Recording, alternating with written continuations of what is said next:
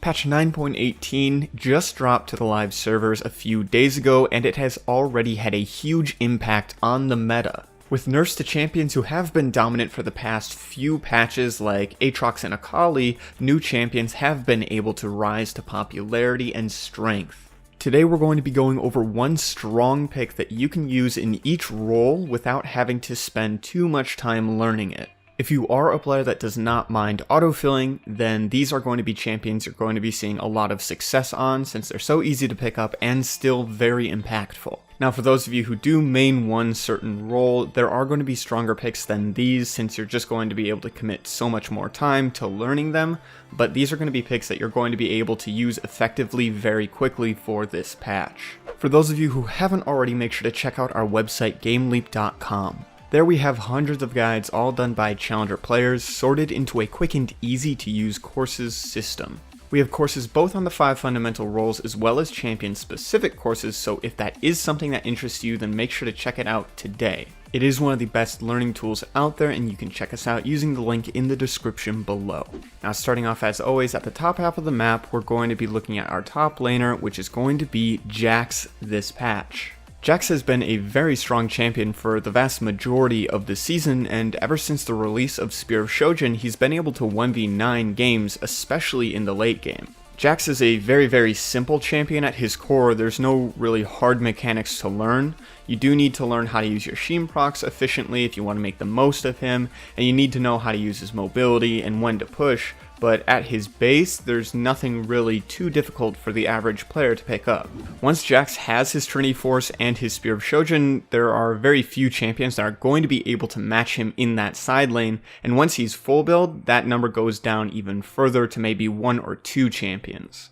Unlike other late game hyper carries though, Jax does not have to sacrifice his laning phase, and in fact his laning phase is very strong. He has one of the best level 1s in the entire game with the ability to start Counter-Strike and not be autoed by any melees.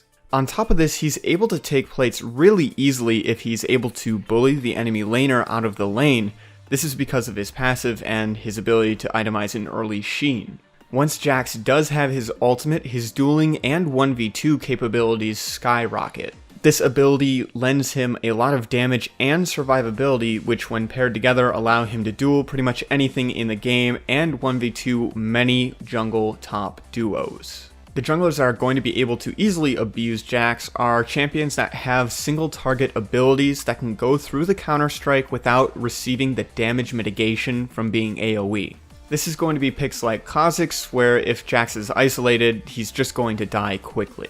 Speaking of Khazix, he's going to be our pick for the jungle this patch. Now if assassin and carry junglers just aren't your thing, I would highly recommend Sejuani or Nunu, but if you are able to play a carry jungler, you're going to see so much more success in being able to carry your solo queue games. You're going to have the damage, you're not going to have to rely on your team nearly as much, and you're going to be able to pull off solo missions. This could be invading, soloing the dragon, really anything. Tank junglers are much more reliant on their team in order to succeed. This is simply because they don't really have the damage output to carry like a carry jungler has. Now, as to why Khazix specifically was our pick as the carry jungler for this patch, this is because Khazix is so easy to pick up, and the only thing you really need to learn is his isolation mechanic. His clear is very healthy, he has a lot of sustain with Hunter's Machete and his W. You want to make sure that you're killing the baby monsters as quickly as possible so that the large monster can be isolated and receive that bonus on your isolated Q. Now you can look up a Khazix clear on your own if you want, but I would highly recommend just going into Practice Tool and practicing the clear on your own, getting used to what it feels like, because that is how you're going to be able to get used to it and get that muscle memory down properly. You can take Tiamat to help with your clear if you want. Khazix does use it well and it doesn't interrupt his combo. I personally do take Tiamat because I like to be able to do my camps as quickly as possible and have as much priority on the map as possible. Other than that, your choices are going to be full lethality or more of a bruiser Khazix. Full lethality builds items like Ghostblade, Duskblade, and Edge of Night and is going to be going Q evolve into E evolve. Bruiser Khazix is a lot more tanky, has a lot more health and dueling capabilities. He's going to have much more sustain in a fight, and he's more of a utility bot than an assassin. In this build, your core is going to be Warrior, Black Cleaver, and GA. After that, you pretty much build whatever you need. This can be a Death's Dance, a Maw, Lethality, Steric's Gauge, really anything works. You're just going to want those 3 core items first. Now there is a third build on Khazix where you evolve R, rush a Duskblade, take Phase Rush and Nimbus Cloak, and you just try and get in and assassinate somebody and get out. However, I would not recommend doing this build simply because it takes so much more experience than the other builds do. You're going to have to put in a lot of time, and that's not the goal here. Now, as I mentioned before, Khazix's early clear is really strong, and once he hits level 6, if you're going Q Evolve, you can solo Dragon really easily. You should be looking to gank any lanes that have a high amount of CC, or any extended lane when you have your ultimate up.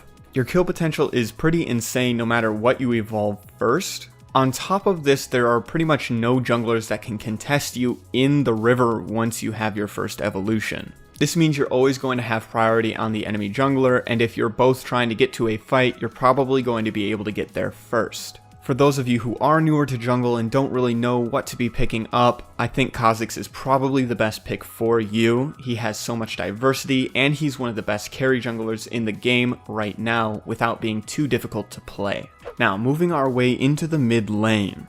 Our mid laner this patch is going to be Ahri. Now, there are definitely champions that are stronger than Ahri. This is going to be stuff like Akali, Qiyana, and Sylas, but Ahri is just the easiest to pick up, and those champions also have a lot higher ban rates. If you are just looking for something that you can pick up quickly and use as your autofill pick in the mid lane, I think Ahri is probably your best bet. Now, another champion that you can go for is Malzahar, but he doesn't really have the same pick potential, safety, and mobility that Ahri has, which is why I've put Ahri above him. Ahri is very hard to kill in the laning phase simply because she has so much movement speed from her passive, she's got a lot of sustain, her ultimate is very low cooldown and can be used either as an escape or aggressively. If you do have somebody that's point blank range on you, you're pretty much guaranteed to land the charm on them, and if you have somebody dashing straight at you, your charm is going to interrupt that dash and drop them right where they stand. On top of this, Ahri's early game shove is one of the best in the game, and oftentimes you're able to cheat a first base really quickly and get an extra Doran's Ring. Now, this is something that I highly recommend every Ahri player does. Basically, the idea is you just want to slowly push the first 2 waves using auto attacks and abilities if you have to. Once the cannon wave comes, you want to fast push that wave, crash it into the enemy tower so that you have a wave and a half at the enemy tower, which will then give you a free base without causing you to miss any minions. By the time that you get back to the lane, you have either a Dark Seal or another Doran's Ring, and then you have a huge lead on the enemy in the laning phase without them having an opportunity to base and match that lead. This guarantees you safety until level 6 in pretty much every situation because the enemy laner isn't going to be able to contest you on the wave, they're not going to be able to outpush you or outtrade you. Do not do this if you are playing against a jungler that is infamous for ganking at level 2. This is stuff like Jarvan, Twitch, or Xin, because this will put you at risk for a level 2 gank with red buff. Ahri is really simple to play in the mid lane. The only thing that you really want to be doing is shoving out waves and then roaming with your jungler.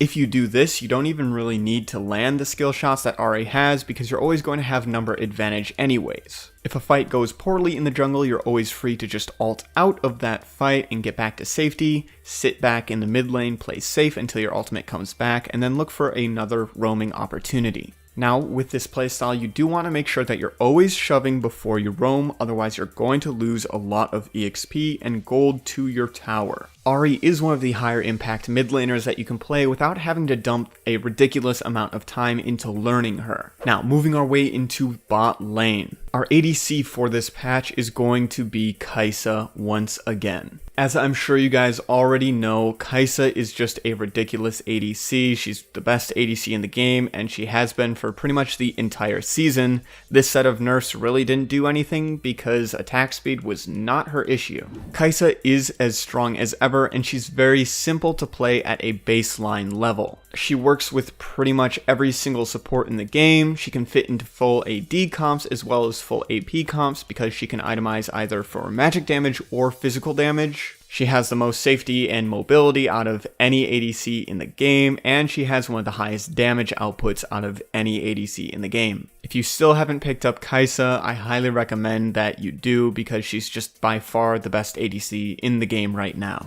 Now, if for some reason you just hate Kai'Sa or you want to avoid her because of her ban and pick ratio, then I would highly recommend Xayah instead. She has a much lower pick and ban rate, and she's almost as effective as Kai'Sa. Now, last but certainly not least is going to be support. Our pick for support this patch is going to be Nautilus. Now, if Pyke's pick and ban ratio were lower, then he'd definitely be taking this spot because he is so forgiving and his carry potential is unlike any other support in the entire game. He can get so much gold, he can CC so many champions so easily, he's got good pick potential, he's got good roaming, his ultimate is a resetting execute. Honestly, this champion is just so insane, so if you are able to pick up Pyke, definitely do it, but he's going to be banned in the vast majority of your games. This is the main reason why Nautilus is our pick this patch. You're going to be able to get Nautilus much more frequently, and his kill pressure is actually a little bit higher than Pyke's, especially early on into the game. The only downside is his early laning is not that good. You can't really do much on Nautilus until you're level 3. The biggest mistake that I see a lot of Nautilus players making is they'll go too aggressive early in the laning phase, say at level 1,